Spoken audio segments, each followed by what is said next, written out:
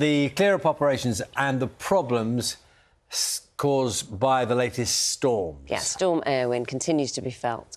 We had gusts of 100 miles an hour, widespread damage and destruction. And for the first time ever, the whole island of Ireland was issued with a red weather warning as authorities urged people to stay at home. So let's have a look at some of the problems caused. This is Dublin. The storm ripped trees out of the ground there. The gusts reported 83 miles an hour. And this is in the county's Ballypatrick forest. You can get a sense of some of the damage there. Also in Dublin, an ice rink was destroyed by the hurricane-force winds. All that structure completely blown through. Also in Galway, rows of trees were seen laid flat along the road. Local councillor Eddie Hoare took this footage, said that there were trees down all around the city yesterday evening. 3 teenagers have died after a car left the road and hit a tree in West Yorkshire.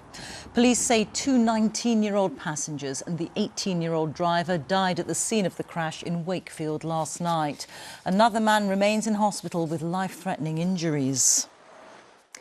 Hundreds of thousands of homes and businesses are still without power a day after Storm Éowyn smashed its way across the UK and Ireland. 1 man was killed in the storm, which the Met Office describes as probably the most powerful to hit in at least 10 years.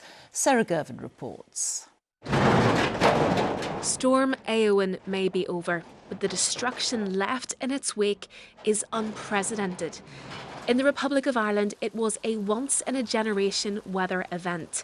It claimed the life of 20-year-old Catsper Dudek, killed in County Donegal when a tree fell on his car.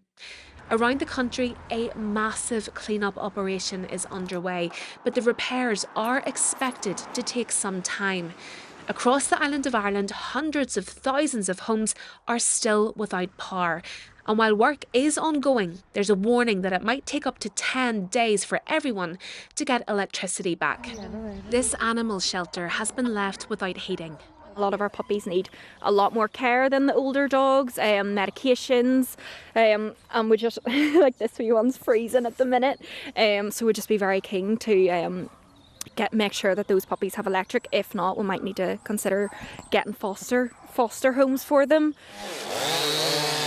There were more than 2,000 road obstructions reported at the height of the storm in Northern Ireland. Work is now underway here in Belfast and across the country to remove damaged trees like this one. In Scotland, damage to properties is still being assessed, and Storm Éowyn has left tens of thousands without power. It was terrifying. It was really bad, but everybody stayed safe. Travel services also remain severely disrupted. We're actually stranded here now until tomorrow and hope we can get the train up to Aberdeen. So we'll come back in the morning and just see how things are, but it is frustrating. Oh my God. Some weather warnings remain in place for parts of England, Scotland, Wales and Northern Ireland. And while it is hoped the worst is over, recovery from Storm Éowyn is just beginning. Sarah Gervin, BBC News. Heavy rain and strong winds are expected across England and Wales following Storm Éowyn. The Met Office has described it as probably the strongest storm to hit the UK in 10 years. More than 1 million people were left without power in Scotland and Northern Ireland at one point, as Aisha Zahid reports. The storm may have gone, but it's left a swathe of damage in its wake. Here in Dalkeith in Scotland, they're dealing with the aftermath of Storm Éowyn. Ferocious winds have left behind a trail of destruction. In this neighbourhood, they saw the severity of it firsthand. It seemed to get a bit noisier, which I presume was just the wind getting up, and the next thing there was a monumental bang, and we looked out, the whole flat roof of the neighbouring flats has come off, and it landed on this poor neighbour's own roof. Hundreds of thousands have been left without any power. As Storm Éowyn barreled in, it took down power lines across Ireland, Scotland and Northern Ireland.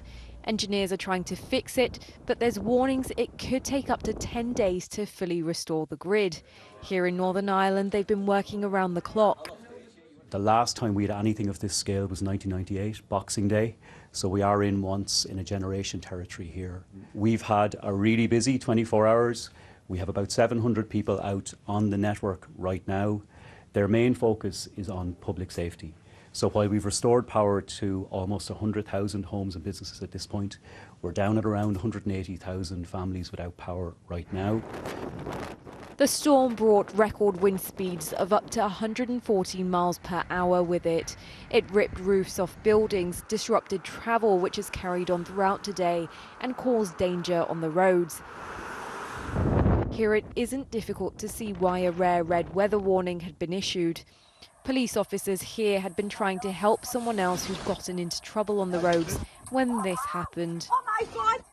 The worst of it all may have passed, but there's still weather warnings in place, with strong winds, snow and ice expected across Ireland and parts of the UK. Aisha Zahid, ITV News.